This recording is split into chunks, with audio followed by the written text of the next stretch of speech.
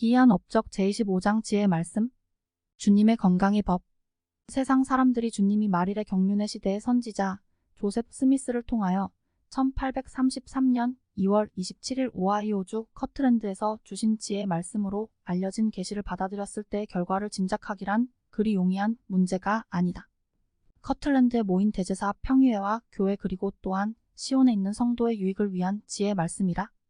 인사로 보내는 것이니 계명이나 강제로 함이 아니요 계시와 지혜의 말씀으로써 마지막 날의 모든 성도의 현세적 구원에 있어서 하나님의 질서와 뜻을 보이시는 것이라. 성도로서 또는 성도라 일컬음을 받을 수 있는 자로서 모든 성도 가운데서 약한 자와 가장 약한 자의 능력으로도 감당해낼 수 있는 약속이 따르는 원리로 주는 것이니라. 보라, 진실로 이같이 주가 너희에게 이르노라. 마지막 날의 음모를 꾸미는 자들의 마음속에 지금 존재하고 있으며 앞으로도 존재할 악과 의도로 인하여 계시로서 이 지혜의 말씀을 너희에게 주어 너희에게 경고하였고 또 미리 경고하노니 너희 가운데 어떤 사람이 포도주나 독한 음료를 마시는 만큼 보라, 이는 좋지 아니하며 너희 아버지 보시기에도 합당하지 아니하니 다만 너희가 함께 모여 그 앞에 너희 성찬을 바칠 때에만 사용할지니라. 그리고 보라, 이것은 포도주, 참으로 너희가 손수 만든 포도나무 열매의 순수한 포도주라야 하느니라. 그리고 거듭 독한 음료는 위장을 위한 것이 아니요 너희 몸을 씻기 위한 것이니라. 그리고 또 담배는 몸을 위한 것도 위장을 위한 것도 아닌즉 사람에게 좋지 아니하되 타박상이나 모든 병든 가축을 위한 약초이니 판단력과 기술을 가지고 사용하여야 하느니라. 그리고 또 뜨거운 음료는 몸이나 위장을 위한 것이 아니니라. 그리고 또 진실로 내가 너희에게 이르노니 건강에 좋은 모든 채소는 사람의 체력과 활력을 위하여 사용하도록 하나님께서 정하여 주신 것이니 제철에 나는 모든 채소와 제철에 나는 모든 과일 이 모두는 신중하게 그리고 감사하면서 사용해야 하느니라. 그러하도다. 또한 짐승과 공중의 새의 고기도 사람이 감사하면서 사용하도록 나 주가 정하였느니라. 그러할지라도 그것들은 조금씩 사용해야 하느니라. 그리고 겨울철이나 추울 때나 기근 때 외에는 이를 사용하지 아니하는 것이 나를 기쁘게 하느니라. 모든 곡물은 사람과 짐승들이 사용하도록 정해진 것이니 사람만 위할 뿐만 아니라 들의 짐승과 하늘의 새와 땅 위를 뛰거나 기어다니는 모든 야생 동물을 위한 생명의 양식이 되도록 정해진 것이니라. 그리고 이러한 것은 기근이나 심한 굶주림 때에만 사람이 사용하도록 하나님께서 지으셨느니라. 모든 곡물은 사람의 양식으로 좋은 것이요 또한 땅 속에나 땅 위에 열매를 맺는 넝쿨의 열매도 그러하니라. 그러할지라도 사람에게는 밀, 소에게는 옥수수, 말에게는 귀리, 새와 돼지 그리고 들의 모든 짐승에게는 호밀이 좋으며 보리는 모든 유용한 동물에게 좋을 뿐만 아니라 다른 곡물과 마찬가지로 부드러운 음료를 만들기에 좋은 것이니라. 무릇 계명에 순종하여 생활하면서 이 말씀을 지키며 행하기를 기억하는 모든 성도는 그들의 배꼽의 건강과 그들의 뼈의 골수를 얻을 것이요 지혜와 지식의 큰 보화 참으로 감추인 보화도 찾으리니 달려도 피곤하지 아니하며 걸어도 지치지 아니하리라. 그리고 나 주는 그들에게 한 가지 약속을 주노니 멸하는 천사가 이스라엘의 자녀에게 한 것 같이 그들을 지나칠 것이요 그들을 죽이지 아니하리라. 아멘. 교리와 성약 89편. 금지된 탐닉으로 소요되는 경비. 우리는 이 계시의 첫째 목적이 말일에 있어서 모든 성도에게 현세적 구원을 주시려는 하나님의 지시와 뜻을 보이려는 것임을 알아야 한다. 하나님이 이 계시에서 인간에게 좋지 않다고 하신 술, 강한 음료, 담배, 뜨거운 음료, 커피, 홍차로 미국민이 1963년에 소비한 액수는 대략 다음과 같다. 술, 강한 음료 1100,000, 커피와 홍차 800,000, 담배 650,000. 이 숫자는 뉴욕주 포켓북 출판사에서 발행한 더 U.S. Book of Facts, Statistics and Information에서 발췌한 것이다. 또한 모든 것을 아시는 주님께서 독한 음료는 위장을 위한 것이 아니요 다만 몸을 씻기 위한 것이며 담배는 몸이나 위장을 위한 것이 아니니 사람에게 좋지 아니한 것이요 다만 타박상이나 모든 병든 가축을 위한 약초니 숙련과 판단력을 가지고 사용해야 하며 뜨거운 음료는 몸이나 위장에 좋은 것이 아니라 고하신 것을 기억하여야 한다. 주님이 우리 몸에 좋지 않다고 하신 것은 모두 몸은 강하게 하기는커녕 허약하게 만드는 중독성의 것이며 자극제인 것이다.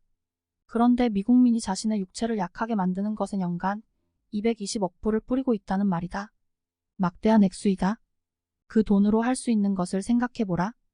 이 같은 계시를 우리에게 허락하신 하나님의 지혜는 의심의 여지가 없다.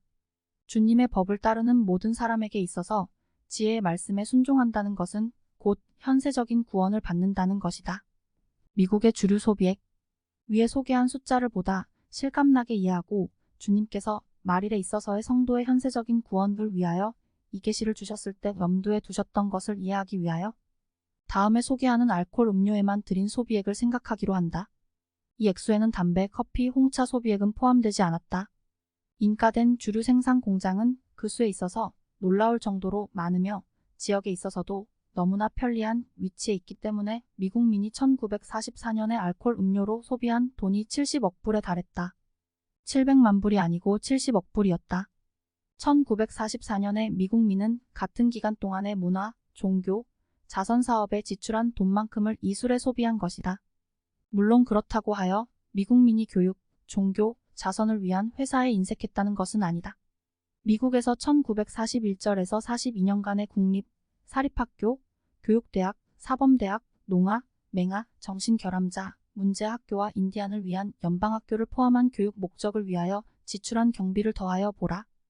해당 기간 동안에 6경의 국립도서관, 1,600의 대학 도서관, 2,800의 공립학교 도서관을 위한 경비를 더하여 보라.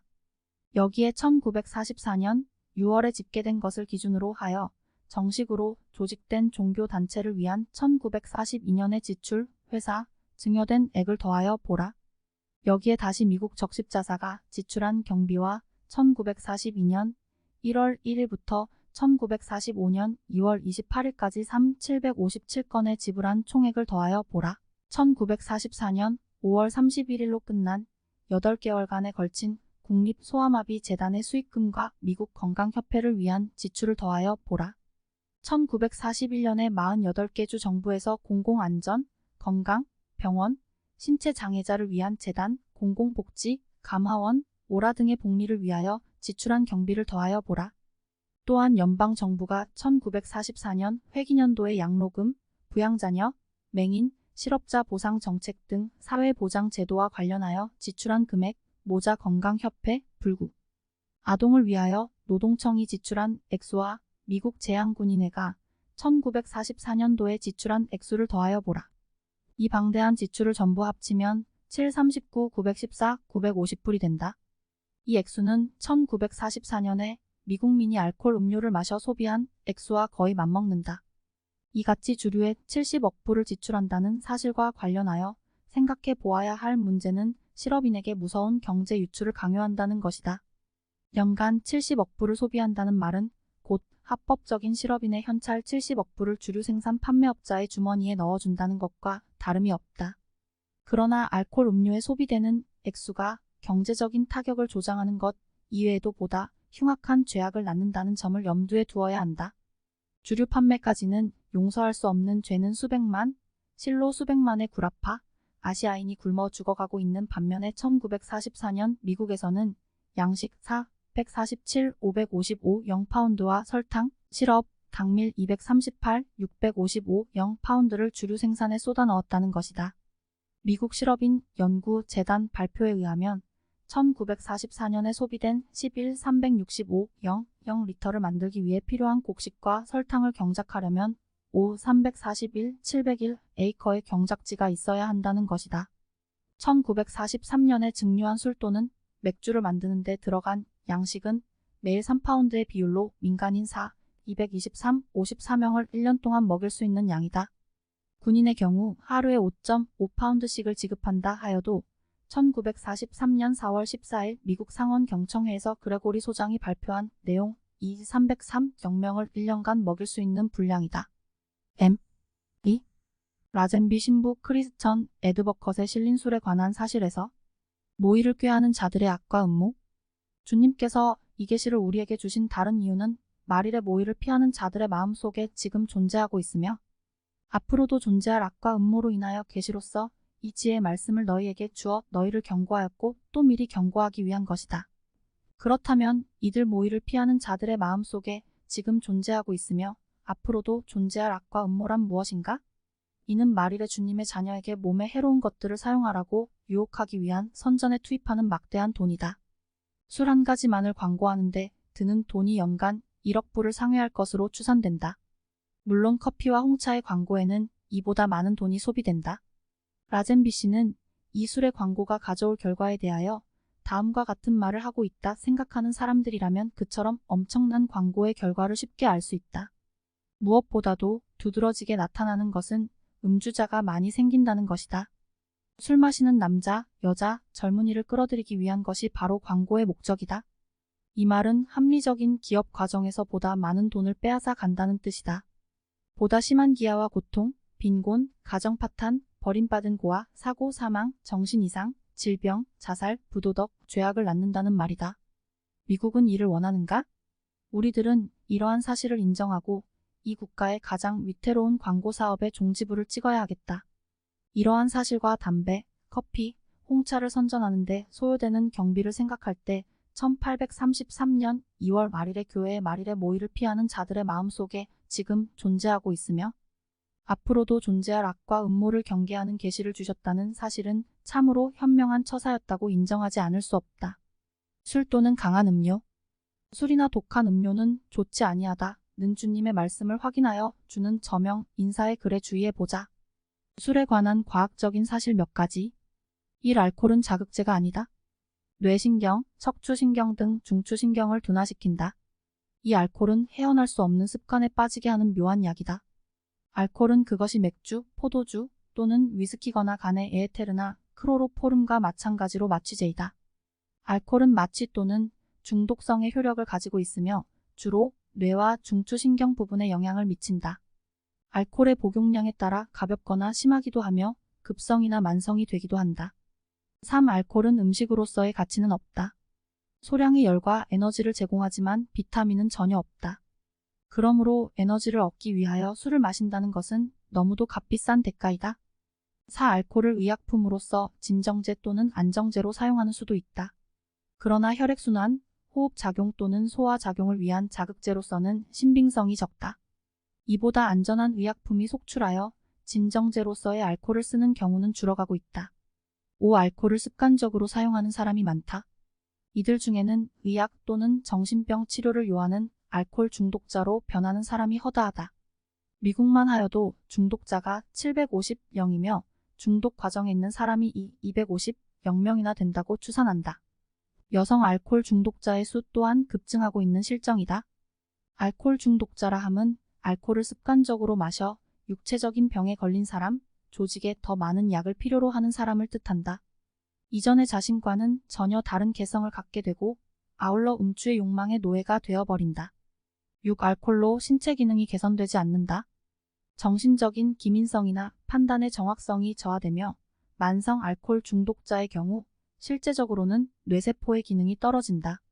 그 양이 많거나 적거나 간에 이 같은 독을 마시는 학생으로 육체적인 원활이나 지적인 활동을 정상적으로 하는 예는 없다. 7. 알코올은 잡다한 병의 원인이 되며 다른 것에도 지대한 영향을 미치는 요소가 된다. 벨레뷰 병원 뉴욕시 소재에서만 연간 10명 내지 2명의 알코올 중독 환자가 정신치료를 받고 있는 실정이다. 헤이븐 에머슨 의학 박사 알코올 음료에 관한 과학적 발견 소고에서 인간의 뇌에 알코올을 넣는다는 것은 엔진의 베어링에 모래를 넣는다는 말과 같다. 토마스 A. 에디슨 음주의 황폐는 전쟁, 역병, 기근을 합친 것보다 크다. 글래드스톤 음주는 죽음의 파도를 넘나들게 하던 그 어떤 독약보다도 피를 말리고 상복을 입히고 집을 팔고 사람을 파탄에 빠지게 하고 악한을 보다 강하게 무장시키고 어린아이를 죽이고 결혼 반지를 빼앗고 죄 없는 사람을 더럽히고 눈을 멀게 하고 수족을 못쓰게 하고 이성을 마비시키며 남성을 잃게 하고 여성을 불명예롭게 하며 여러 사람의 가슴을 상하게 하고 생명을 앗아가고 자살로 이끌고 무덤을 파괴하는 일에 앞장을 서왔다. 에반젤린 부스 담배는 몸을 위한 것이 아니니? 다음 글은 담배는 몸을 위한 것이 아니니? 사람에게 좋지 않다고 하신 주님의 말씀을 뒷받침하여 주는 내용이다. 담배를 피우기 시작하는 소년은 결코 사회생활에 들어가지 못한다. 다른 소년이 세상의 일에 열중하고 있을 때 그는 무덤 파는 일이나 장의사와의 일에 시간을 빼앗기기 때문이다. 담배를 피우는 소년은 마치 벌레 먹은 사과와 같아서 수확 전에 떨어지고 만다. 담배는 주인이 되고 피우는 사람은 이에 종이 된다. 데이비드 스타 졸단 담배를 피우는 사람이나 소년은 나의 연구실에서 일하지 못한다. 세상에는 담배라는 수단으로 생기는 타락을 제외하고도 이미 퇴폐적인 것이 충분하다. 토마스 A. 에디슨. 전쟁이 안겨준 선물로 몸을 제대로 못 쓰거나 절름거리는 사람을 볼 때 우리의 마음은 슬픔에 젖고 눈에서는 절로 눈물이 난다. 그러나 이것도 많은 담배를 사용하는 데서 생기는 이로 헤아릴 수도 없는 유전적인 불구자와는 놀라움께도 비교가 되지 않는다. 눈앞에 보이는 자신의 쾌락만을 위하여 내일의 남녀 우리의 후손에게 기형을 남겨준다면 옳은 일일까? 조지 토마슨 의학박사. 아마도 여러분은 유명한 격전지 곁에 자리 잡고 있는 군 묘지를 본 적이 있을 것이다. 묘비에는 다음과 같은 비문이 적혀 있다. 유전살. 이들 비문은 전쟁을 모르는 사람에게라도 전쟁이란 죽음이며 그것은 사람을 죽인다는 인상을 주기에는 충분하다. 그러나 예를 들어서 흡연사라는 비문을 본다고 하면 이 담배가 어떻다는 것을 쉽게 알 수 있을까? 앞으로 날이 갈수록 담배에 대해서는 더 많이 알게 될 것이나 완전한 것을 알지 못할 것이다. 왜냐하면 담배는 죽이는 것 이상이기 때문이다. 이는 사람을 반쯤 죽인다. 이는 묘지에나 거리에나 희생자를 가지고 있다. 죽는다는 것이 좋다는 이야기는 아니나 사실에 있어서 신경질적이 되고 성질이 급해지며 숙면할 수 없으며 능률은 반으로 떨어지며 활력은 담배를 첫 모금 빨 때부터 떨어지기 시작하는 반쯤 죽은 상태가 더 지속한 때가 많다. 담배가 사람을 어떻게 죽이는가를 말하겠다. 담배를 피우는 사람이 담배가게 옆이나 라이터 곁에서 죽는 것은 아니다. 아주 먼 곳으로 갔다가 수년 후에 다른 형태의 죽음으로 방문한다. 연초 판매업자의 견지에서 볼 때에는 이 점이 바로 담배에 대하여 가장 매력적인 것이다. 아무리 나쁜 담배를 판다 하여도 그 사람이 구내에서 죽지 않는다는 사실이다. 아주 먼 곳으로 갔다가 죽었을 때의 의사는 폐렴, 심장병, 티푸스 열등으로 인한 사망이라는 판정을 내리게 된다. 다른 말로 한다면 담배는 사람을 간접적으로 죽여 그 비난을 피하는 것이다. 그랜트 장군은 누가 죽였나? 이유는 여러분이 아는 바와 같이 암이었다. 그러나 문제의 식도암을 생기게 한 것은 과연 무엇이었나? 여러분은 아는가? 흡연 때문이었다. 리 장군은 그랜트 장군을 쓰러뜨릴 수 없었지만 담배는 할 수 있었던 것이다. 맥킬리 대통령을 죽인 것은? 암살자의 탄환이라고 대답할 것이다. 반은 맞고 반은 틀리는 대답이다. 맥킬리는 저격을 받았으나 상처가 치명적인 것은 아니었다. 더 심하게 다친 사람도 살았던 것이다. 그러나 그들에게는 튼튼한 심장이 있었다. 일단 심한 상처를 받았다 하여도 강한 심장은 환자를 소생시켜 줄 수 있다. 맥킬리도 태어날 때는 강한 심장을 가지고 있었으나 담배 피우는 습관으로 심장 근육은 약화되었고 탄력성이 없게 된 것이다. 맥킬리의 경우 아주 강한 심장이 필요했을 때 그는 견딜 힘이 없었기 때문에 기력을 잃어갔던 것이다. 그는 강한 힘을 담배를 피워 소모하였다. 우드로 윌슨이 노년에 이르렀을 때 병에 걸려 거의 사경을 헤매게 되었다. 혼수 상태가 여러 시간에 걸쳐 거듭되고 몇 주일이 지났으나 담당 의사도 생사 여부를 말하지 못하고 있었다. 그에게는 강한 심장이 필요하였다. 만일에 윌슨이 담배를 피우는 사람이었다면 마샬 부통령이 대통령이 되었을 것이다. 데오도르 루즈벨트 대통령도 아프리카의 밀림지대에서 심한 열병에 걸려 자기 아들과 일행에게 자기는 이곳에 남아있다가 죽겠으니 떠나라고 당부하였다. 그도 역시 강한 심장을 필요로 하였고 사실 이를 갖고 있었다. 루즈벨트 대통령은 담배를 피운 적이 없었다. 아프리카에서 걸린 병은 그를 야위고 쇠약한 채로 귀국하게 만들었으나 그에게는 적어도 집에까지 돌아올 수 있는 심장의 힘이 있었던 것이다. 담배를 피우느냐 안 피우느냐가 곧 이 사람 또는 저 사람에게 어떤 일이 일어난다고 단정적으로 증명할 수는 없는 일이다. 그러나 본인이 이곳에서 설명하고자 하는 바는 일단 어려운 경우가 닥치면 누구를 막론하고 그를 지탱하여 줄 심장의 힘이 필요한데 흡연이 이 힘을 약화시켜 준다는 것이다. 이에는 의심의 여지가 없다. 심장이 약화되어 가고 있는 환자에게 니코틴 처방을 명하는 의사는 없다.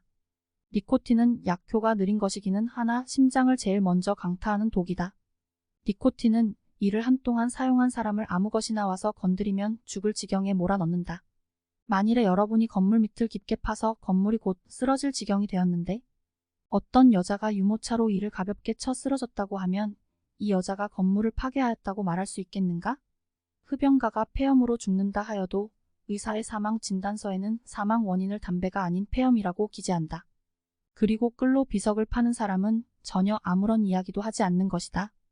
루터 버뱅크 담배 묘비 손익에서 뜨거운 음료 홍차와 커피는 몸에 좋지 않음. 홍차와 커피의 해로운 결과를 소개한 간단한 글을 유의하여 읽어보자. 생리학적인 활동에서 매우 흡사한 점을 가지고 있는 커피와 홍차에는 위험한 약 요소가 들어있다. 다른 독약과 마찬가지로 사용자의 상태와 그 분량에 따라 효력도 달라진다. 예민한 신경 조직의 소유자와 건강하지 못한 사람은 아주 빨리 영향을 받는다. 조금 사용하여 상쾌한 기분을 느낄 수 있는 경우도 있으나 많이 사용하면 죽는 예도 허다하다. 그러나 조금씩을 계속하여 사용하면 약효가 축적되어 결국은 심한 병을 앓게 된다. 카페인의 생리학적인 결과에 대해서는 유톱을 비롯한 각국에서 연구가들의 실험을 받아왔다. 모두가 같은 결론을 내렸던 것이다. 즉 카페인이 함유된 음료를 사용하면 몸을 해칠 뿐만 아니라 정상적인 건강을 저해한다. 고도로 발달한 과학으로도 지혜의 말씀에 나타난 원리를 완전하게 설명하지 못하고 있다. 커피와 홍차는 직접 뇌에 작용한다. 커피 한 잔에 들어있는 정도의 카페인은 정신력을 고무시켜주며 권태를 쫓아준다. 그러나 이와 관련하여 생각해 볼 것은 이런 인상이 빨리 들어오기 때문에 생각을 정리하는 작업은 보다 어렵게 된다는 사실이다. 게다가 위의 과정이 지난 다음에 찾아오는 반응인 침울한 심정은 곧 인위적인 명랑을 단숨에 혼란시켜 버린다. 한 주일, 한 달 또는 1년을 일상 활동에 소모한 힘을 되찾기 위하여 정상적인 음식, 휴식, 오락에 의존하는 사람은 자기 앞에 놓여있는 일을 처리하기 위하여 비정상적인 자극에 호소하는 사람보다 더 많은 일을 훌륭하게 할 수 있다. 카페인이 뇌에 미치는 영향은 폴랜드 레이덴 대학교의 스톤 벤 로우엔 교수의 실험으로도 잘 나타나 있다. 개를 좁은 장에 가두어 놓고 움직이는 동작을 관찰하였다. 카페인을 조금 복용시켜 보았더니 개의 활동은 평상의 3배 이상으로 늘었다. 그리고 수면 중에도 매우 불안정한 상태에 있었다. 카페인은 인간에도 같은 효과를 나타낸다. 커피와 홍차를 마시는 사람은 조만간의 불면증, 흥분, 기억력 감퇴, 고혈압, 두통, 기타 신경계통의 혼란으로 고통을 받는다. 호크 박사는 정상적인 청년 100명에게 매일 1회 내지 3회에 걸쳐 커피를 먹여보았다. 그러자 신경 조직은 아주 분명하게 좋지 않은 결과를 나타냈으며 따라서 커피를 마시는 사람의 기계적 또는 정신적인 능률은 현저하게 저하되어 무능한 인간 조직을 갖게 되었다. 카페인은 심장과 순환 조직에 영향을 미친다.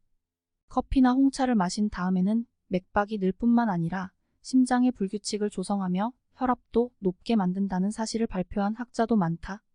이 말은 곧 심장에 보다 많은 일을 가중시킨다는 것이다. 커피를 마시면 호흡이 빨라진다는 것은 이를 애용하는 사람에게 잘 알려진 사실이다. 그러나 카페인은 근육에 작용하기 때문에 육체적인 일을 더 많이 할 수 있다고 주장하는 사람도 있다. 커피를 마신 다음 얼마 동안은 정신이 맑기도 하다는 점에서 맞는 말이라고도 하겠으나 오랜 동안에 걸친 일로 따져볼 때에는 카페인은 사용하지 않는 쪽이 훨씬 더 능률적으로 많이 할 수 있다. 존 A. 위소 박산지의 말씀 92에서 94페이지. 철마다 나는 야채와 과일. 지혜의 말씀으로 알려진 계시에서 주님은 다음과 같이 밝히셨다. 그리고 또 진실로 내가 너희에게 이르노니 건강에 좋은 모든 채소는 사람의 체력과 활력을 위하여 사용하도록 하나님께서 정하여 주신 것이니 제철에 나는 모든 채소와 제철에 나는 모든 과일 이 모두는 신중하게 그리고 감사하면서 사용해야 하느니라. 교리와 성약 89편 10절에서 11절. 이지의 말씀에 관하여 12사도 정원회 조셉 F. 베릴 장로께서 1945년 12월 30일 유타주 솔트레이크시의 KSL 방송을 통하여 하신 말씀이 있다. 요즘 출판되는 피셔와 피스크의 생활 요령, 피셔와 헤이븐 에머슨의 최근판이나 맥콜럼과 시몬드의 음식, 영양, 건강 등 음식에 관한 책을 보면 참으로 많은 것을 찾을 수 있으나 역시 지혜의 말씀에는 미치지 못하고 있습니다. 저는 이러한 내용을 지혜의 말씀을 보충하여 주는 것으로 생각합니다. 왜냐하면 제가 읽은 바에 의하면 이들 내용은 지혜의 말씀에 동조하고 있기 때문입니다. 하나도 상반되는 내용을 주장한 것이 없습니다. 예를 들면 이런 말씀이 있습니다. 진실로 내가 너희에게 거듭 이르노니 몸에 유익한 모든 야채류는 인간의 신체와 활력과 이용을 위하여 하나님께서 정해주신 것이니라. 철마다 나는 모든 야채와 철마다 나는 모든 과일 이 모든 것은 신중함과 감사함으로 사용해야 하느니라. 여러분도 잘 아시겠습니다만 현대 식이요법에서도 이 점을 충분히 증명해주고 있습니다. 사실에 있어서 새로 개발된 비타민 종류가 발견된 이후로 인간의 음식으로서의 과일과 야채, 특히 신선한 과일과 야채의 증가를 강조하는 책이 속속 나왔던 것입니다. 이러한 성분을 담뿍 함유하지 못한다는 것은 만족할 만한 영양식과는 거리가 멀다는 사실을 뜻합니다. 철마다 나는 이란 말을 야채와 과일의 사용과 관련시켰을 때 얼마나 중요한 의미를 갖는지 생각해 보기로 하겠습니다. 완전한 의미는 얼마 전 비타민을 발견하여 이들이 건강 유지에 어떤 역할을 하는가가 알려지기 전까지는 잘 모르고 있었습니다. 그러나 요즘 알려진 바로는 철마다 나는 신선한 음식만이 비타민을 많이 함유하고 있는 것입니다. 마르고 시들고 일단 공정을 거친 음식은 일반적으로 중요한 비타민을 상실하여 섭취한 음식의 영양가를 잃는 결과를 낳습니다. 음식에 충분한 비타민을 계속 취하지 못할 때 건강을 상하게 되며 때로는 질병에 걸리게 됩니다. 이 같은 새로운 지식은 지난 40년 동안에 알려진 것입니다. 조셉 스미스는 이에 관하여 아는 바가 전혀 없었던 것입니다. 공유의 사용 메릴 장로는 이보다 먼저 한 방송에서 위스콘신 대학 실험연구소의 H.V. 맥콜럼 박사가 동물에게 곡식을 주어 실험한 내용에 관하여 언급하였다. 이 내용은 맥콜럼 박사와 시몬드 박사 주간의 영양에 관한 새로운 지식이란 책에 소개되어 있는데 지혜의 말씀으로 알려진 계시에 포함된 내용의 지혜와 진리를 증명하기에 충분하며 아울러 이 계시는 이러한 사실이 알려지기 훨씬 전에 주어졌다는 점도 훌륭하다고 강조하였다. 육류의 사용 육류의 사용에 관하여 주님께서는 이렇게 말씀하셨다. 그러되 또한 짐승과 공중의 새의 고기도 사람이 감사하면서 사용하도록 나주가 정하였느니라. 그러할지라도 그것들은 조금씩 사용해야 하느니라. 그리고 겨울철이나 추울 때나 기근 때 외에는 이를 사용하지 아니하는 것이 나를 기쁘게 하느니라. 교리와 성약 89편 12절에서 13절. 이 점에 관하여는 광범위하게 토론되었기 때문에 많은 것을 이야기할 수도 있겠으나 우리가 뜻하는 바를 나타내기 위하여서는 다음 인용구 정도면 족할 것으로 생각한다. 육류의 섭취에 관하여 현대 과학이 발견한 내용을 100여 년 전에 주어진 지혜의 말씀과 비교하여 볼 때 아주 재미있는 현상을 발견하게 된다. 현대 과학자 두 사람은 선지자 조셉 스미스가 사용한 말을 그대로 사용하고 있다. 런던 대학교 생리학 교수인 모트럼 교수는 말하기를 육류는 단백질 원으로서의 가치는 대단하다. 그러나 적당히 사용하는 것이 현명하다. 그리고 될 수만 있으면 밀크나 치즈로 대체하는 게 좋다. 이는 위에 설명한 바와 마찬가지로 개인 혹은 국가 경제라는 면에서도 따라야만 하는 사실인 것이다. 육류가 기타 음식보다 월등한 에너지를 공급한다는 생각이 절대적인 것은 아니다. 아마도 이러한 생각은 옛날 의기에 그 기원을 두고 있지 않은가 한다. 왜냐하면 이에 대한 과학적인 근거는 오래전에 사라져 버렸기 때문이다. 결론적으로 말한다면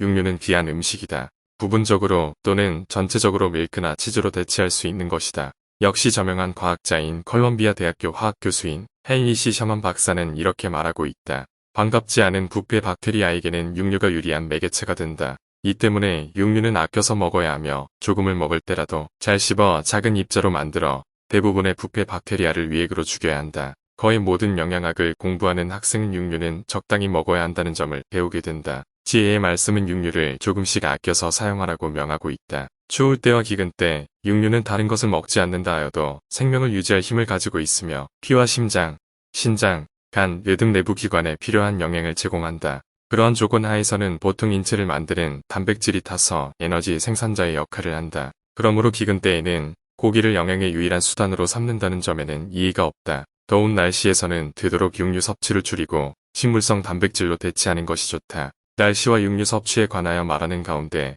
모트람 교수는 단백질은 인체에서 다소 무용하게 쓰이는 수도 있다. 채식주의자에게 이로운 점이 있다고 하면 식물성 단백질이 동물성 단백질보다 허비되는 비율이 낮다는 것이다. 그러므로 중요한 것은 더운 날씨 또는 적도 지방에서는 동물성 단백질의 섭취를 최대한도로 줄이고 식물성 단백질로 대신하여야 한다. 존 A. 윗소 박사 지혜의 말씀 216에서 217페이지 지혜의 말씀을 지키는데 따르는 주님의 약속 무릇 계명에 순종하여 생활하면서 이 말씀을 지키며 행하기를 기억하는 모든 성도는 그들의 배꼽의 건강과 그들의 뼈의 골수를 얻을 것이요 지혜와 지식의 큰 보화 참으로 감추인 보화도 찾으리니 달려도 피곤하지 아니하며 걸어도 지치지 아니하리라. 교리와 성약 89편 18절에서 20절 후기 성도는 어느 곳에 살든지 이 약속이 성취된다고 간증하고 있다. 이 얼마나 훌륭한 약속인가. 세상에 자신과 자녀를 위한 약속을 원하지 않는 부모가 있을까? 이에 참 가치를 아는 사람은 자기의 백성을 인도하고 축복하기 위하여 이처럼 영광스러운 약속을 내려주신 주님께 겸손한 감사를 드리지 않을 수 없다. 이러한 약속의 성취 여부는 이를 직접 시험해 본 사람에게 오는 것이기 때문에 영국 옥스포드 대학교에서 로드 장학생으로 두각을 나타낸 후기 성도 학생 폴 시 킴볼의 예를 살펴보기로 하자. 그는 1927년 가을에 옥스포드에 입학했다. 그는 그곳에서 겪은 인상을 미국의 학교와 비교하여 말한 바 있다. 옥스포드의 학생들은 자기가 원하는 대로 할 수 있었으며 생활할 수도 있었는데 이는 그들의 고등학교 학생에게 주어지는 엄한 교육과는 너무도 판이하였다. 대부분이 술과 담배를 많이 하였다. 폴은 모든 사람이 어떤 형태의 운동이건 한다는 사실을 알았다. 영국식 럭비를 하다가 좋지 않은 일을 겪은 다음부터는 노젓기를 하기로 작정하였다. 1928년 봄에 그는 옥스포드에서 열린 보트 대회에서 6번 출전하여 전부 우승한 가장 빨랐던 배에 제5번 노를 저었다. 가을에 학교에 돌아오자 그를 코치로 원하는 사람이 많았다. 옥스포드 대학에는 전문적인 코치가 따로 없었기 때문에 경기에 출전하여 우승한 사람 중에서 코치를 선정하여 팀의 지도를 맡기고는 하였다. 1931년 5월 24일 솔트레이크 성전에서 자신의 경험을 중심으로 이야기한 폴 시 킴볼의 말씀을 인용한다. 어느 날 젊은 무리가 나를 찾더니 저희의 코치로 일해줄 수 있겠습니까? 저희는 아무것도 모르지만 아주 기초적인 원리부터 가르쳐 주실 수 있을 것으로 생각되는데요. 라고 말하지 않겠습니까? 사실 저는 그런 중요한 임무에 비해 자신이 좀 약하다고 느꼈습니다. 게다가 저는 코치를 해본 적이 없었습니다. 그러나 저는 그들의 청탁을 받아들이고 이런 이야기를 했습니다. 만일 여러분이 나의 코치를 받고 싶다면 내가 정한 규칙에 따라 훈련하겠죠. 이를 약속할 수 없다면 미안하지만 도와주기가 곤란하오. 그러자 네, 좋습니다. 그런데 그 규칙이란 무엇이죠? 라고 물었습니다. 무엇보다도 먼저 담배를 끊어야 하오. 이 말에 불평을 토로하면서 이제 막 고등학교를 나와 담배를 마음대로 피운다는 사실로 자신도 성인이라는 것을 나타내고 싶다는 의도로 이야기했습니다. 둘째로 그 종류가 어떻든 알코올을 사용하지 않아야 하오. 고등학교를 떠나 대학교에 들어온 그들은 점심에 맥주 한 깡통쯤은 먹을 권리가 있다고 생각하였습니다. 절대로 끊어야 합니다. 라고 계속했습니다. 마지막으로는 저는 커피도 마시지 않아야 한다. 고 했는데 이에는 그렇게 불평이 대단치 않았습니다. 이유인 즉 영국 커피는 진흙물보다 거의 나을 게 없다는 것이었습니다. 모두가 저의 훈련 규칙에 동의한 후 사실 이에는 일주일 이상이 걸렸지만 10월 중순부터 연습에 들어갔습니다. 매일 오후 3시간씩 하는 운동을 2월까지 계속했을 때 옥스포드의 다른 대학과의 시합에 임할 수 있었습니다. 시합에는 약 50명이 참가했습니다. 어린 아이 때부터 기술을 익혀온 사람들과의 시합이었습니다. 제가 가르친 이 팀은 경험이 없는 젊은이로 구성된 팀이었습니다. 10월부터 2월까지 연습한 사람들이었습니다. 제가 아는 한도 내에서는 이 기간 동안 담배, 커피, 공짜나 알코올성 음료를 입에도 되지 않았습니다. 시합 첫날은 다가왔습니다. 누구도 이 팀이 승리하리라고는 생각지 않았습니다. 경주는 약 2km 코스에 옥스포드 테임스 강에서 벌어졌습니다. 출발을 알리는 총소리 2번이 났습니다. 각 팀은 사력을 다하여 젓기 시작했습니다. 저는 코치로서 강배를 따라 뛰며 메가폰으로 응원과 지시를 해야 했습니다. 한반쯤 왔을 때 저는 지쳐서 뛸 수가 없었습니다. 제가 코치한 팀은 선두도 아니고 그렇다고 뒤떨어진 것도 아닌 상태로 계속해 나가고 있었습니다. 저는 생각했습니다. 할 수 없군. 더 뛸 수도 없고 한마디만 더 지시를 하고는 앉아서 쉬어야겠다. 저는 메가폰을 잡고 전속력으로 달려오고 외쳤습니다. 그러자 곧 그들은 아름답게 뻗어나가기 시작하여 채 1분도 되지 않았을 때 30m 이상을 앞지르게 되었습니다. 결국 그 시합에서 약 33m 차이로 안전한 우승을 잡게 되었습니다. 모든 사람은 우리 팀이 내일 시합에서는 질 것이라고 예측하였습니다. 다음 날에도 우리는 같은 작전을 사용하여 쉽게 우승하였습니다. 엿새 동안을 같은 예상을 받아왔지만 갈수록 많은 차이로 게임을 승리로 장식하였습니다. 이는 그들이 기술 있는 선수여서가 아니었습니다. 다른 선수들처럼 과정을 거친 것도 아니었으며 기술을 잘 닦은 것도 아니었습니다. 그러나 그들에게는 체력이 있었습니다. 그들에게는 힘든 경기를 마친 후에도 여력이 남아 있었던 것입니다. 이들은 아주 쉽게 승리하였습니다. 여러 사람이 저를 붙들고 물었습니다. 김불 씨, 어떻게 하셔서 이런 성공을 거둘 수 있었습니까? 구성원이 전부 초심자 같은데 훌륭한 팀들을 무색하게 만들었으니 말입니다. 저는 대답했습니다. 바른 생활을 하도록 만들었죠. 담배, 알코올, 홍차, 커피를 끊게 했습니다. 시합이 막바지에 이르렀을 때에도 그들의 폐는 깨끗했고 기타 조직, 혈액, 신경계통의 조직이 깨끗한 채로였습니다. 폴은 다음 해에도 다른 그룹을 맡아 같은 결과를 안겨주었다. 그 후 그는 옥스포드 수영팀의 코치로 2년간 일할 기회를 가졌는데 역시 2년을 승리로 장식하였다. 지혜의 말씀에 쫓아 생활하는 데서 오는 승리를 너무도 많이 겪어왔던 관계로 이를 믿는 나의 신념은 무엇으로도 변하지 않는다. 고했다. 주님께서는 분명히 말씀하셨다. 달려도 피곤하지 아니하며 걸어도 지치지 아니하리라. 교리와 성약 89편 20절. 본인의 경험으로는 담배는 운동선수의 반사작용을 느리게 하며 사기를 저하시키는 등 건설적인 면으로는 하등에 도움이 되지 않는다. 흡연하는 운동선수는 불성실한 유형의 사람으로 소속팀의 최선의 관심사를 염두에 두지 않는다. 노틀담 대학교 코치 고누트 로큰 유명한 리그에서 20년을 보내면서 나는 유망주의 젊은 선수로서의 장래가 담배를 피움으로써 좌절되는 것을 보아왔다. 담배는 나쁜 것으로 담배를 피우지 말라는 충고밖에 줄 것이 없다. 유명한 리그 투수 월터 존슨, 어느 형태로 된 것이든 담배를 피우면서 스타 플레이어가 될 수 없다. 이는 호흡에 지장을 주며 심장에 영향을 미친다. 단거리 선수 찰스 패도 이와 비슷한 간증은 후기 성도 사회와 이 건강의 법을 지키는 모든 사람의 가정에서는 흔히 듣는 이야기이다. 지혜와 지식의 큰 보화. 또한 지혜의 말씀에는 다음과 같은 약속이 들어있다. 지혜와 지식의 큰 보화. 참으로 감추인 보화도 찾으리니 교리와 성약 89편 19절. 후기 성도의 사회나 그들이 운영하는 대학에 들어가서 얼마나 많은 젊은이가 하나님은 살아계시며 예수는 그리스도며 세상의 구세주이며 기도를 들으시고 응답해 주시며 조셉 스미스는 주님이 말일에 보내신 선지자라는 간증을 가지고 있는가를 알게 될 것이다. 여러분은 주님이 그들 젊은이에게 지혜와 지식의 큰 보화와 감추인 보화를 주셨다는 사실을 알게 될 것이다. 감추인 지식의 보화란 수많은 젊은이가 평균 2년 반 동안의 일체의 보수를 받지 않는 것은 물론 자비로 선교사의 부름에 응한다는 사실로도 설명이 된다. 2차 대전이 끝나자 1년 혹은 4년 동안을 나라를 위한 군복무로 보낸 젊은이가 다시 가정을 떠나 교회를 위해 선교사로 일하겠다는 어릴 때의 꿈을 실현하는 것은 크나큰 즐거움이었다. 인간으로서는 도저히 그러한 사랑과 사명감을 샘솟게 할 수 없다. 이는 분명히 하나님으로부터 온 것이다. 제27장에서 토론할 후기 성도의 건강에 관한 통계는 주님이 그의 백성에게 하신 약속을 성취하고 있다는 증거이다. 나 주는 그들에게 한 가지 약속을 주노니 멸하는 천사가 이스라엘의 자녀에게 한 것 같이 그들을 지나칠 것이요 그들을 죽이지 아니하리라. 교리와 성약 89편 21절. 하나님의 성전으로서의 육체. 사도 바울은 우리의 육체는 성신이 거할 성전이므로 깨끗하게 지켜야 한다는 점을 이해하셨다.